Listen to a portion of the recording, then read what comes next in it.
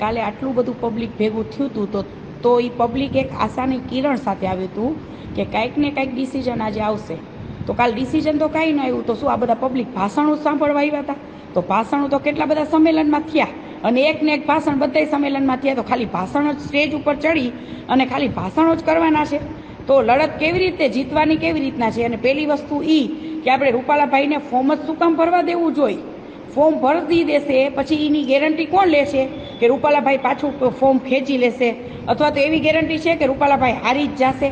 બરાબર, હું સંકલન સમિતિનો વિરોધ નથી કરતી. તો સંકલન સમિતિ રાજકોટ આવે ને રાજકોટ રહે, બરાબર. અહીંયા રાજકોટનું છે તો દંડા ખાવા અમારે જવાનું, જેલમાં અમારે જવાનું, અટકાયત અમારી થાય, બહાર અમારે નીકળવાનું. તો પછી આ સંકલન સમિતિને કઈ કેવી રીતના જીત કેવી રીતના અપાવવાની છે આમાં? બરોબર.